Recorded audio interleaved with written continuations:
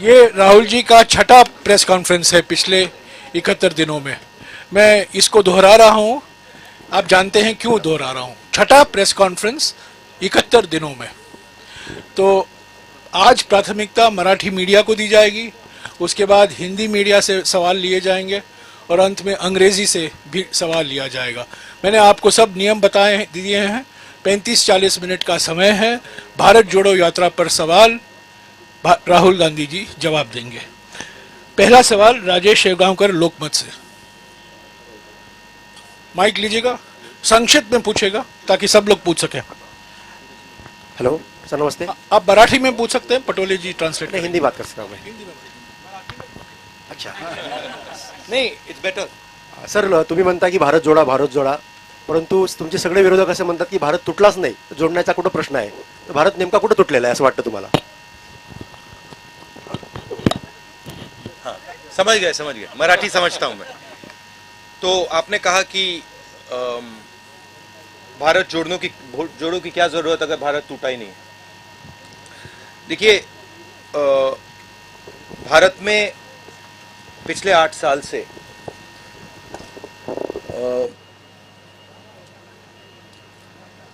डर का माहौल, नफरत और हिंसा फैलाई जा रही है. शायद बीजेपी के नेता हिंदुस्तान के किसान से बात नहीं करते हैं, हिंदुस्तान के युवाओं से बात नहीं करते हैं, क्योंकि अगर वो उनसे बात करते तो उनको पता लगता कि हिंदुस्तान के किसान को, हिंदुस्तान के युवा को सामने का रास्ता नहीं दिख रहा है. बेरोजगारी फैल रही है, महंगाई फैल रही है, किसान को सही दाम नहीं मिलता है. ठीक है, तो इस माहौल के खिलाफ खड़े होने के लिए हमने भारत जोड़ो यात्रा शुरू की है और ये कन्याकुमारी से श्रीनगर तक जाएगी. और अगर लोगों को नहीं लगता कि इस यात्रा की जरूरत है तो फिर लाखों लोग बाहर नहीं निकलते. Thank you. राजेश चरापे साकल।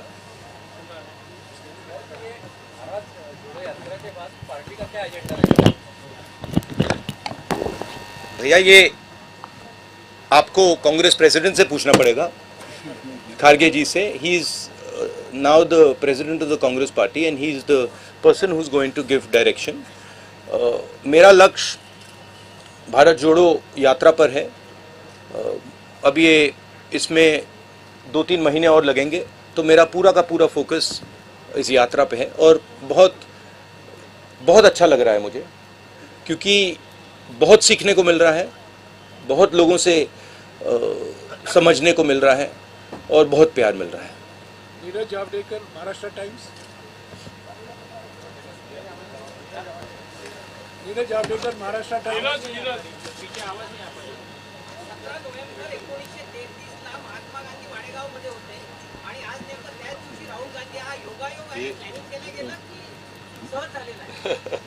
फिर से बोलिए जरा, ट्राई करता हूँ. नहीं, मराठी में.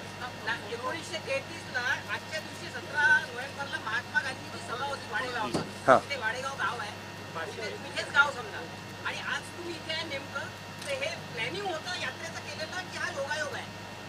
नहीं, ट्रांसलेट कीजिए कि ये जब यहाँ आए, गांधी जी भी आए थे, हम भी आए, क्या प्लान करके आए हैं या ऐसे ही हुआ है? नहीं, कोई प्लानिंग. 1933 में इसी दिन महात्मा गांधी यहाँ थे, तो ये अच्छा पॉजिटिव है ये. और आप आज यहाँ आए 89 ईयर के बाद आप है यहाँ, तो ये तो पॉजिटिव. देखिए, पॉजिटिव बात है. प्लान तो नहीं है, मगर महात्मा गांधी कुछ चीज़ थे और हम कुछ और हैं. मतलब कोई ये कंपैरिजन मत कीजिए प्लीज. ये हमें मतलब ये गलत कंपैरिजन है. No event. He is Mahatma Gandhi ने देश को रास्ता दिखाया. महात्मा गांधी ने अपनी पूरी जिंदगी देश के लिए लड़ने में लगा दी, तो कोई कंपैरिजन नहीं. प्रबोध देशपांडे, लोकमत समाचार.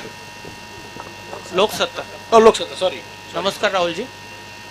माझा प्रश्न असा होता की केंद्र सरकारमध्ये भाजप जो सत्ताधारी पक्ष आहे त्याच्यावर अंकुश ठेवण्यात प्रमुख विरोधी पक्ष म्हणून काँग्रेस कुठेतरी कमी पडताना दिसतो.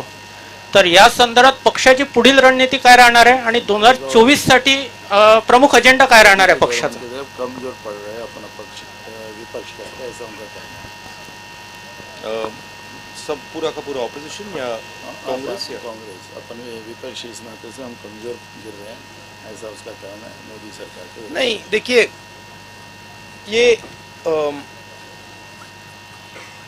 ये जो लड़ाई है इसको सबसे पहले ठीक तरीके से समझना है. आमतौर से क्या होता है, लोकतंत्र में एक पॉलिटिकल पार्टी दूसरी पॉलिटिकल पार्टी से लड़ती है और जो युद्ध का मैदान होता है उसको जो देश के इंस्टीट्यूशंस होते हैं वो उस युद्ध के मैदान में फेयरनेस क्रिएट करते हैं. आज क्या है कि ये एक राजनीतिक पार्टी और दूसरी राजनीतिक पार्टी के बीच में लड़ाई नहीं है. और मैं सिर्फ कांग्रेस की बात नहीं कर रहा हूं. एक तरफ हिंदुस्तान के सारे इंस्टीट्यूशंस खड़े हैं, बोलना नहीं चाहिए मगर विपक्ष का प्रेस पे तो कंट्रोल नहीं है, हैगा? प्रेस पे तो कंट्रोल नहीं है ना. तो बीजेपी का प्रेस पे कंट्रोल है, इंस्टीट्यूशनल स्ट्रक्चर पे कंट्रोल है, जुडिशरी पे प्रेशर डालते हैं. तो ये परसेप्शन सच परसेप्शन नहीं है, ये परसेप्शन सुपरफिशियल ऊपर का परसेप्शन है. मगर अगर आप नीचे जाएं और जनता से पूछें तो आपको बहुत एकदम दिख जाता है कि जनता क्या कह रही है और ऊपर परसेप्शन क्या बन रहा है, उसमें फर्क है. संजय खांडेकर, पुणे नगरी.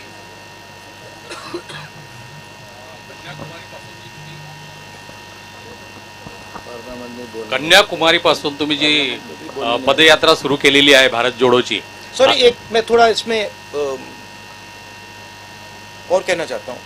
देखिए, हमने ये सब एवेन्यूज ट्राई की, प्रेस की एवेन्यू ट्राई की, हमने पार्लियामेंट में अपनी बात रखने की कोशिश की. सिर्फ मैंने नहीं, सिर्फ कांग्रेस पार्टी ने नहीं, विपक्ष की सब पार्टियों ने.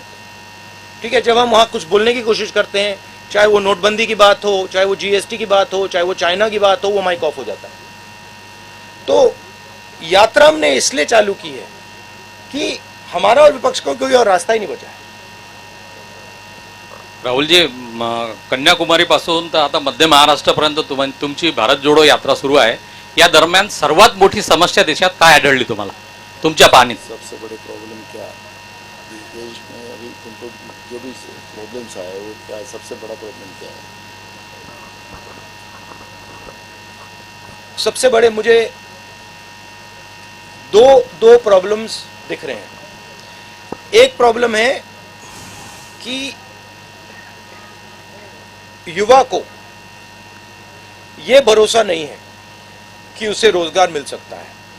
चाहे वो कुछ भी पढ़ ले, किसी भी यूनिवर्सिटी में चला जाए, सर्टिफिकेट मिल जाए, मगर वो आपको गारंटी करके ये नहीं कह सकता कि अगर मैंने इंजीनियरिंग की ट्रेनिंग की है तो मैं इंजीनियर बनूंगा या मजदूरी करूंगा. और ये यूनिवर्सल है. मतलब मुझे जो पढ़ाई कर रहे हैं उनमें से एक युवा नहीं मिला जिसने कहा हाँ मुझे मुझ में कॉन्फिडेंस है कि मुझे रोजगार मिल जाएगा. तो ये पहला बड़ा मुद्दा है. उसको अगर आप थोड़ी गहराई से देखें तो उस युवा के माता पिता ने मेहनत करके उसे उसकी शिक्षा के लिए पैसा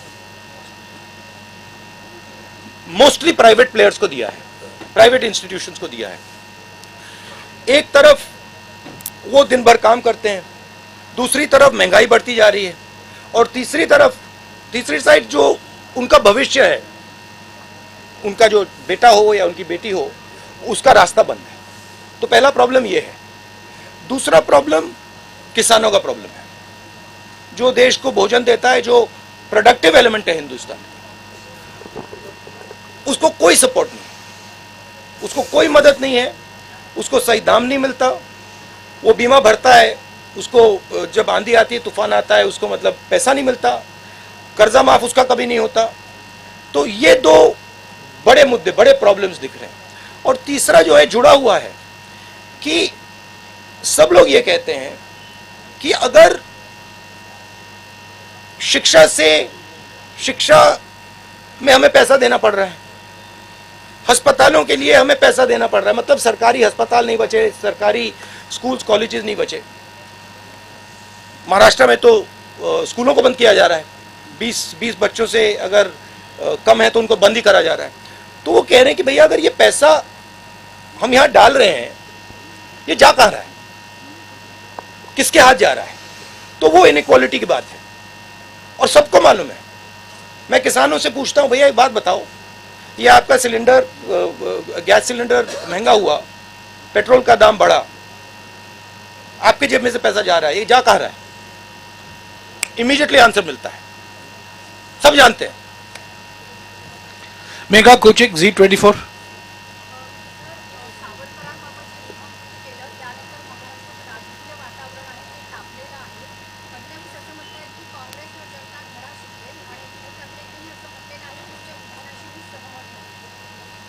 सावरकर के बारे में बोला ना, उद्धव ठाकरे बोलते मैं सहमत नहीं, और फडणवीस बोलता है कि हमें लोग जगह दिखाएंगे। ये देखिए, ये मेरे लिए सबसे जरूरी डॉक्यूमेंट है। ये देखा आपने, दिख रहा है आपको? और इसमें आप देख लीजिए, ये सावरकर जी की चिट्ठी है जिसमें उन्होंने अंग्रेजों को लिखा है। और मैं पूरी चिट्ठी आपको पढ़नी होगी, देख लीजिए, मैंने हाईलाइट भी कर रखी है, मगर मैं सिर्फ आखिरी लाइन पढ़ना चाहता हूं। अंग्रेजी में लिखी है तो मैं अंग्रेजी में बोल देता हूं। I beg to remain sir your most obedient servant V.D. Savarkar. Hindi में ट्रांसलेशन कर देता हूं, सर मैं आपका नौकर रहना चाहता हूं। ये मैंने नहीं लिखा, ये सावरकर जी ने लिखा है। तो इसको आप पढ़ लीजिए, देख लीजिए। अगर फडणवीस जी देखना चाहते हैं इसको, वो भी देख लें। तो मैं तो इसमें बहुत क्लियर हूं, सावरकर जी ने अंग्रेजों की मदद की थी। रश्मि पुराणिक, साम टीवी।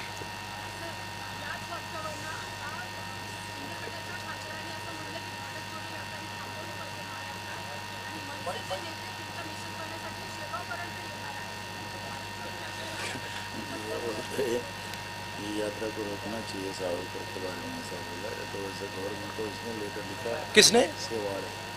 सेवाड़े। मतलब रोकने, यात्रा को रोकने के लिए। हाँ। रोक दीजिए, कोई प्रॉब्लम नहीं है, रोक दीजिए। देखिए, किसी का कोई विचार हो उसको रखना चाहिए, और अगर सरकार को लगे कि भारत जोड़ो यात्रा को रोक देना चाहिए तो रोकने की कोशिश कीजिए, करिए। गजानन नुमाटे, TV9। आपकी रैली देखें तो उसमें घोषणाएं चलती है कि 2024 में प्रतिपक्ष का प्राइम मिनिस्टर पद का चेहरा राहुल गांधी है। क्या आप भी यही सोच रहे हैं कि 2024 में आप as prime minister candidate opposition? मैं ये आप डिस्ट्रैक्ट करने का बहुत अच्छा तरीका है। हमारा काम भारत जोड़ो यात्रा का काम है, हमें भारत को जोड़ना है। ये इस सवाल के बारे में हम सोच ही नहीं रहे। हम सिर्फ हम कन्याकुमारी से शुरू किए हैं, हम श्रीनगर तक जाएंगे और वहां पर हम तिरंगे को लहराएंगे। ये हम कर रहे हैं, ये हमारी तपस्या है, और हम और कुछ चीज के बारे में नहीं सोच रहे। मुस्तान मिर्जा, आज तक। मेरा सवाल यह है कि हिमाचल प्रदेश में जब इलेक्शन हुए तो आपने 40 रैलीज की थी, और पिछली बार गुजरात में भी बहुत बड़ा कैंपेन आपने किया था, पर इस बार आपके इक्का दुक्का सिर्फ रैलीज है गुजरात में, तो ऐसा क्यों? क्योंकि जैसे मैंने अभी बोला, हमने सितंबर में भारत जोड़ो यात्रा शुरू की। हम इस यात्रा को श्रीनगर तक ले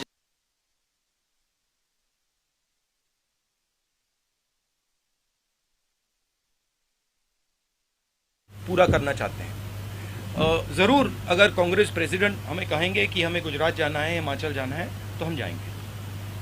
अभिजीत करंडे, ABP भाजपा। पिछले 5-6 साल से जो नेता जमीन पर नहीं दिखे थे वो अचानक से जमीन पर दिखना शुरू हो गई। आपकी यात्रा शुरू होने के बाद मालापुर में बहुत सारे नेता दिखे। राहुल गांधी तो निकल पड़े, उन्होंने एक प्रोग्राम दे दिया है पार्टी के लिए। क्या ये प्रोग्राम गांव देहात तक जाने के लिए, क्योंकि यात्रा तो कन्याकुमारी से कश्मीर जा रही है, बहुत सारे तबके तक नहीं जा रही है, तो क्या कांग्रेस का कोई प्लान है आगे वाला जो ये यात्रा है हर आदमी तक, हर गांव तक, हर शहर तक, हर तबके तक, हर आदिवासी पाड़े तक जाए और आपका विचार जो है जो आप बोल रहे हैं वो पहुंचे वहां? यात्रा एक सोच है, एक काम करने का तरीका है, एक कह दो एक इमेजिनेशन है।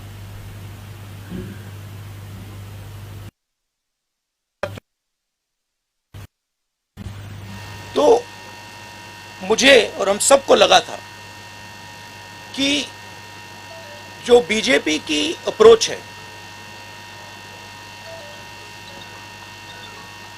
नफरत से भरी, डरी हुई, हिंसा फैलाने वाली अप्रोच, उन्होंने हिंदुस्तान को एक इमेजिनेशन दिया है कि देखो ये रास्ता है, देश में नफरत फैलाओ, लोगों को डराओ, गरीबों को कुचलो, उन्होंने ये रास्ता दिया है। यात्रा की कोशिश है और ये यात्रा इसमें सफल हो गई है। यात्रा की कोशिश है कि देश को बताना कि देखिए सिर्फ ये तरीका नहीं है, एक और तरीका है। जयराम रमेश जी ने कहा कि हमने प्रेस से 6-7 बार बात की है। आपने अभी कहा कि बीजेपी के किसी नेता ने कहा कि यात्रा को रोक देना चाहिए। मैंने ये यहां तो नहीं कहा ना कि वो बिल्कुल गलत बोल रहा है, उसको चुप कीजिए, उसको मारिए, उसने कैसे बोला, नहीं। मैं कह रहा हूं देखिए उसकी राय है, अगर वो सोचता है उसको रखे, और अगर सरकार सोचती है कि इस यात्रा से देश को नुकसान हो रहा है तो रोक दो, कोई प्रॉब्लम नहीं है। ये काम करने का एक बिल्कुल अलग तरीका है, प्यार का तरीका, भाईचारे का तरीका, रिस्पेक्ट का तरीका। तो ये दो हमने विजन दिखाए हैं। अब यात्रा जो हमने रखी है, जो हमने की है, इसमें से पॉलिसीज भी निकलती हैं। अगर वो कहते हैं कि भैया देखो किसान को कुचल दो, किसान को सही एमएसपी मत दो, किसान को बीमा का पैसा नहीं मिलना चाहता, तो इस यात्रा के इमेजिनेशन से एक और तरीका निकलता है। किसान की बात सुनो, किसान से गले लगो, किसान की इज्जत करो, तो इससे पॉलिसीज भी निकलती हैं, इससे एक्शंस भी निकलते हैं। अब कांग्रेस के सब लोगों को लग रहा है हाँ भैया चलने में फायदा है, राजनीतिक फायदा है, लोगों से बातचीत होती है, सीखने को मिलता है, प्यार मिलता है, वजन भी कम हो जाता है। तो अलग अलग फायदे हैं, अलग अलग जो भी चाहता है वो फायदा ले सकता है। मगर मेन मैं बात यह कहना चाहता हूं, ये दो अलग इमेजिनेशंस हैं। एक मैंने यहां पे आपको सावरकर जी की चिट्ठी दिखाई, एक वो इमेजिनेशन है, और एक आपने पहले गांधी जी की बात की, वो दूसरा इमेजिनेशन है। तो ये देश में इन दो इमेजिनेशंस की लड़ाई है। लेकिन सावरकर जैसे नहीं, no supplementary please, Savarkar no supplementary please, no supplementary. Ravindra Ambedkar जब आता है तो नो प्लीज सुनिए, देखिए प्लीज नो सप्लीमेंट्री। जरा बोले, देखिए आप एक बात समझिए, ये मेरी राय है, ये मेरी राय है कि जब सावरकर जी ने ये चिट्ठी साइन की, गांधी जी, नेहरू जी, पटेल जी, ये सब सालों जेल में रहे, कोई चिट्ठी साइन नहीं की। मेरी थिंकिंग है कि जब सावरकर जी ने इस कागज पे साइन किया, उसका कारण क्या था? उसका कारण डर था। अगर वो डरते नहीं, वो इसको कभी नहीं साइन करते। और इस सिग्नेचर में धोखा था। जब उन्होंने ये साइन किया, वो हिंदुस्तान के जो सब नेता थे, महात्मा गांधी, सरदार पटेल, उन सबको उन्होंने धोखा किया, और उन्होंने उनको कहा कि देखो तुम गलत कर रहे हो, तुम्हें भी साइन कर देना चाहिए। तो ये दो विचारधाराएं हैं। हमारी पार्टी में हम डिस्कशन करने के लिए तैयार हैं। अगर कोई सोचे कि नहीं भैया यात्रा को ऐसे चलाना चाहिए, हम प्यार से सुनते हैं, हम डिक्टेटर नहीं है यहां पे। मैं फिर से आपसे गुजारिश करूंगा, सप्लीमेंट्री मत पूछिए क्योंकि और लोगों का टाइम घटेगा। Marathi news digital news channel Ravindra Ambekar ji. जी, आप जिस विचारधारा का विरोध करते हैं, चुनाव आते ही आपके सारे विधायक उस विचारधारा की पार्टी में ज्वाइन हो जाते हैं। क्या आपकी इस भारत जोड़ो से इस समस्या का हल निकलेगा? और दूसरा है, भारत जोड़ो में नहीं, क्या एक सवाल रविंद्र प्लीज, एक सवाल आपने पूछ बनेगा, लिया, नया यूपीए उसका जवाब देने दीजिए। एक सवाल अभी मेरे साथ एक शिवसेना के एमएलए चल रहे थे, वो कह रहे थे 50 करोड़ रुपए उनको ऑफर किया था, वो नहीं गए, बहुत सारे और गए। तो देखिए, एक प्रकार से ऑपोजिशन की सफाई भी हो रही है। जो भी करप्ट लोग हैं, जो 10 करोड़ के लिए, 15 करोड़ के लिए, 50 करोड़ के लिए बिक जाते हैं, वो बीजेपी जा रहे हैं। अच्छी बात है। हिंदुस्तान में साफ सुथरे लोगों की कमी तो नहीं है, हमारे साथ आ जाएंगे। हमारे पास 12-13 मिनट का समय बाकी है। अब मैं हिंदी और अंग्रेजी मीडिया से सवाल लूंगा। अखिलेश मिश्रा, नवभारत हैं क्या? पूछिए ना, आगे आगे पूछिए। जब तक आगे आएंगे मैं अगले सवाल से पूछूंगा। संतोष गवाई, दैनिक भास्कर, उनको माइक दीजिएगा, जल्दी जल्दी जल्दी। ये मैं आपको गिफ्ट दे देता हूं, और आप सबको कॉपी चाहिए तो सबको दिलवा देता हूं। संतोष गवाई, दैनिक भास्कर, प्लीज। आपण एक ये मोहन भगवत जी को भी भिजवा दीजिए। माइक नहीं है क्या? आपण जिथे थांबलो आहोत तो जल्दी दीजिए। हाँ, दैनिक भास्कर। हाँ? पूछिए, दैनिक भास्कर। सही बात है ना, देखिए सच्चाई है। राहुल जी सवाल लिखा। राहुल जी, आपण जिथे थांबलो एक minute, I am coming back to you, I am coming या बैक। विदर्भामध्ये शेतकऱ्यांच्या आत्महत्या प्रचंड होतात. हे 6 जिल्हे शेतकऱ्यांच्या आत्महत्येसाठी हे होते. आता पूर्ण देशभर शेतकऱ्यांच्या आत्महत्या होतात. तर त्यासाठी आपल्याकडे काही आपल्या डोक्यात काही प्लॅन आहे का शेतकरी आत्महत्या थांबवण्यासाठी? मैंने हिंदी अखबार से सवाल पूछा इस उम्मीद के साथ कि आप हिंदी में पूछेंगे और आप मराठी में पूछ लिए। कोई बात नहीं, मराठी अखबारों के लोग हिंदी में पूछते हैं। ठीक है, पटोले जी अनुवाद कर। आपने विदर्भा बोला तो मैं विदर्भ के बारे में थोड़ा सा बोलना चाहता हूं। जब हम विदर्भ के बाउंड्री पे थे,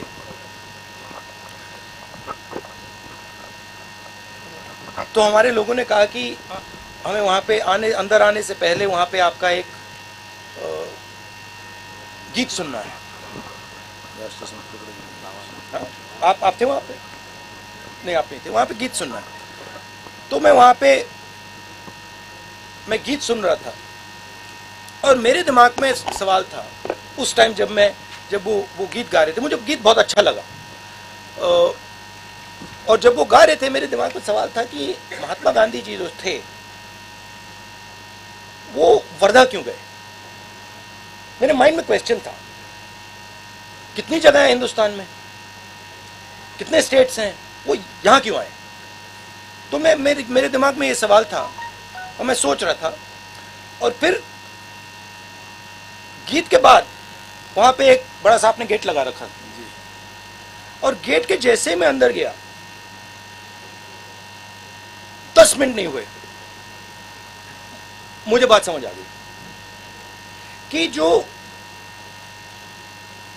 कांग्रेस की जो आइडियोलॉजी है वो एक्चुअली विदर्भ में है, और जो नेचुरल कांग्रेसी होता है वो सब विदर्भ में बैठे हुए हैं। अब आपने बोला विदर्भ के किसानों की बात की। विदर्भ में ज्यादा मुश्किल है, मगर ये जो आपने मुद्दा उठाया है, ये सिर्फ विदर्भ का मुद्दा नहीं है, ये पूरे हिंदुस्तान का मुद्दा है। विदर्भ में पानी की समस्या है, उसके बारे में कुछ किया जा सकता है, मगर जो हमारे प्रोड्यूसर्स हैं, जो खेती करते हैं, उनको प्रोटेक्शन देने की जरूरत है, उनको उनकी रक्षा करने की जरूरत है। जैसे कोई परिवार में कोई जो ब्रेड अर्नर होता है वो जरूरी होता है, उसकी प्रोटेक्शन करने की जरूरत होती है, वैसे ही हमारा जो किसान है वो देश को भोजन देता है। आजकल हमारी मेंटालिटी, सरकार की मेंटालिटी कि भैया हाँ देखो ये खेती कर रहा है उसको छोड़ दो, करने दो, सही रेट मिले ना मिले छोड़ दो, कर्ज माफी की जरूरत है नहीं छोड़ो, ये एटीट्यूड बदलना पड़ेगा, उसको सेंटर में लाना पड़ेगा, कहना पड़ेगा कि नहीं ये सबसे जरूरी चीज है और ये देश को भोजन देते हैं, ये 24 घंटा काम करते हैं और सरकार और देश का फर्ज बनता है कि वो इनकी रक्षा करें। अब रक्षा कैसे होगी? रक्षा उसको सही दाम देने से। हम न्याय योजना लाए थे, समझा दूं या आप जानते हो उसके बारे में? हर महीने हिंदुस्तान के सबसे गरीब लोगों को डायरेक्ट बैंक अकाउंट में पैसा, 72,000 रुपए साल के हर फैमिली को। तो उससे गरीब किसान के नीचे एक फ्लोर, फर्श बन जाएगा, उसके नीचे वो गिर ही नहीं पाएगा। तो नीचे आपने उसको मिनिमम पैसा दे दिया, कम से कम पैसा, और साइड से आपने उसकी रक्षा की। आपने उसको जब उसको कर्जे की जरूरत, जब उसके कर्जा ज्यादा हो जाए, आप सेंसिटिविटी से सुनो, आप उसकी बात समझो, जब उस पर प्रेशर आता है आप उस प्रेशर को रिलीज करो। तो ये सब काम बहुत आसानी से किया जा सकता है। हमने यूपीए की सरकार में ये काम किया था। और आप विदर्भ के किसान से पूछो, जब विदर्भ को दर्द हो रहा था, यूपीए ने एकदम यहाँ पे पैकेज दिया था। अखिलेश मिश्रा, नवभारत। राहुल जी, उत्तर प्रदेश में पार्टी आपकी बहुत कमजोर होती जा रही है, आपकी यात्रा उधर से क्यों नहीं जा रही है? ये जो यात्रा है ना, ये इसका लक्ष्य कन्याकुमारी से कश्मीर तक जाने का है। नहीं, आप चले गए, सवाल पूछ लिया। हाँ, जवाब नहीं चाहते क्या? हाँ, तो ये यात्रा कश्मीर तक जाएगी और कन्याकुमारी से ये शुरू हुई है। अब मुझे पता नहीं ये किसने बात बोल दी कि ये यात्रा उत्तर प्रदेश से नहीं निकलेगी। मुझे नहीं मालूम किसने बोला है, क्योंकि दिल्ली के बाद ये यात्रा उत्तर प्रदेश से निकलेगी। उत्तर प्रदेश से हरियाणा जाएगी, हरियाणा से पंजाब जाएगी, पंजाब से जम्मू जाएगी। तो पता नहीं ये मिस इन्फॉर्मेशन कौन फैला रहा है, मगर ये यात्रा यूपी में जाएगी। गजानन अवस्थी, लोकमत समाचार। एक मेरी एक्चुअली शिकायत है कि यूपी में थोड़ा और जाना चाहिए था, बट अगर हम थोड़ा और जाएंगे तो वो रास्ता फिर ज़्यादा लंबा हो जाएगा। इसलिए हमने यूपी में शायद 2-3 डिस्ट्रिक्ट्स में हम जाएंगे, 3-4-5 दिन जाएंगे। मैं राहुल जी से निवेदन करूंगा कि उनके जवाब के कारण हम इसको 5 मिनट बढ़ा सकते हैं तो अच्छा। हाँ, बढ़ा। ठीक है, गजानन अवस्थी प्लीज, लोकमत समाचार। हेलो सर, राज्य के अभी की जो खस्ताहाल एक minute please, Gajanan Awasthi. Sir, राज्य की जो खस्ताहाल स्थिति है अभी महाराष्ट्र की, तो ये पदयात्रा का उस पर कुछ असर होगा क्या वर्तमान राज्य की स्थिति पर? नहीं, राज्य मतलब महाराष्ट्र के राज्य ये थी कि हाँ, पार्टी की स्थिति कमजोर नहीं है। महाराष्ट्र में कांग्रेस की विचारधारा, और ये मैंने जयराम रमेश जी से कहा, मैं आपको बताऊं सबसे अच्छा रिस्पांस महाराष्ट्र में मिला है। नेचुरल कांग्रेस है ये। और मुझे मतलब ये बात बहुत समझने को मिली है, ये यहां पे नेचुरल कांग्रेस है, मतलब ये डीएनए है कांग्रेस का। तो यहाँ कांग्रेस पार्टी मजबूत, कमजोर बिल्कुल नहीं। वैभव गंजापुरे, टाइम्स ऑफ इंडिया, प्लीज। देखिए, फ्यूचर तो आप प्रेडिक्ट करते हो, मैं तो करता नहीं हूं। मगर असर असर जरूर पड़ेगा, पॉजिटिव असर पड़ेगा। वैभव गंजापुरे। राहुल जी, जब आपका यात्रा खत्म होगा कश्मीर में, तो आप क्या बदलाव देखते हैं भारत में, और कांग्रेस पार्टी को कैसा? एक सवाल अंग्रेजी मीडिया भी हिंदी में पूछ रही है। अच्छा है, ठीक। Okay, how it will benefit the Congress when you and your यात्रा इन Srinagar? Look, I'm not a soothsayer. I cannot predict the future. But you must have thought something. You asked a question. Let me answer the question. My job is to do what I see as my duty, and I felt that my duty, in a time when India is internally fractured, in pain, where violence is being spread across the country, where hatred is being spread across the country, I felt it is my duty to show that there is another way possible. That there is a way possible where you are affectionate and loving to people, where you can disagree with them, where you can say, I actually don't like your views, but I can still go to you and say, I don't like your views, but I'm ready to listen to your views, and I'm not going to beat you because I'm more powerful. I'm not going to thrash you because I'm more powerful. So I thought it was my duty as an Indian citizen to place that on the table. And that is the idea of the Bharat Jodo Yatra. Now please don't misunderstand. It is not only my duty, and it is not only I who is thinking this. Large number of Congress people feel the same thing, and millions of people, farmers, youngsters, men, women, feel the same thing. So I think it's a very powerful thing, the Yatra. And I think if people think about it with a little bit of depth, they will realize that the principles that we are putting across here are not just political principles. They are principles that you can use in your life. They are principles that you can use with your brother, with your sister, with people you are working with. A little respect will not weaken India. It will only strengthen India. A little bit of affection, little bit of love will only strengthen India. So that's the idea. Now what happens after the yatra, let's see. अभिनय देशपांडे, हिंदू। देशपांडे हैं?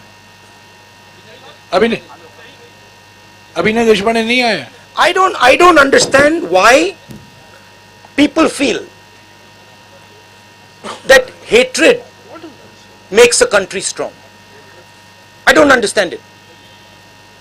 Right? I don't understand why people feel that being abusive, being nasty, being cruel makes a country strong. I think it makes a country weak. I think it is cowardice. And I think that's not what India is. I think India has shown the whole world. I remember I asked Nelson Mandela after he came out of jail, 26 years. Right? I asked him, Mr. Mandela, you were in jail for so long, what gave you hope? He said, India's freedom struggle gave me hope. I said, what do you mean by that? He said, well, what Mahatma Gandhi taught. The fact that you should be compassionate even to your opponent. You should respect even your opponent. These are Indian values. They are the most powerful values. And in the world that we are facing today, with the United States and China and war here and there, this is the most powerful thing that we have. Why are we throwing it away? Rahul ji ने आपके साथ 40 minute गुजारे हैं। मैं राहुल जी से निवेदन करूंगा, please 40 minute हो गए हैं, प्लीज। मैंने पहले क्या कहा है, प्लीज। नहीं, बिल्कुल नहीं, आप एक ही ग्रुप के हैं। देखिए, नियम मत तोड़िए। मैं राहुल जी से गुजारिश करूंगा, आखिर में महाराष्ट्र की जनता के लिए अगर वो कोई संदेशा देना चाहते हैं, 2 मिनट बोल लें। नहीं, कोई सवाल नहीं, 40 मिनट हो गए हैं। सवाल आप प्रधानमंत्री जी से कीजिए। सवाल किससे करना है उनसे कीजिए। महाराष्ट्र, प्लीज उनको बोलने दीजिए। प्लीज बैठ जाइए। महाराष्ट्र की जनता और महाराष्ट्र के जो किसान हैं और महाराष्ट्र के जो युवा हैं, मेरा उनके लिए मैसेज ये है कि मैं अब 13 दिन 14 दिन आपकी सड़कों पे चला हूं। मैं 13-14 दिन आपकी सड़कों पे चला हूं और दो दिन में 3 दिन में हमारा यहां से ट्रांजिशन हो जाएगा, हम मध्य प्रदेश जाएंगे।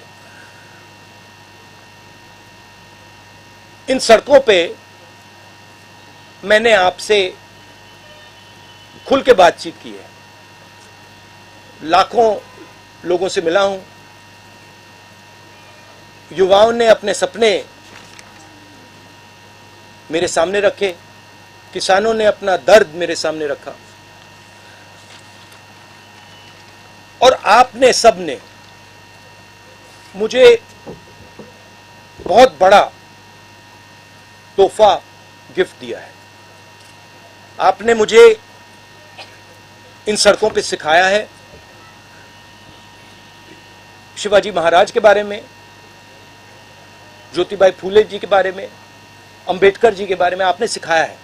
मैं आपको यह बता सकता हूं कि महाराष्ट्र के सड़कों पर चलने से पहले और 14-15 दिन बाद जो मेरी राजनीतिक समझ थी महाराष्ट्र के बारे में, किसानों के बारे में, वो आपने बदल दी है।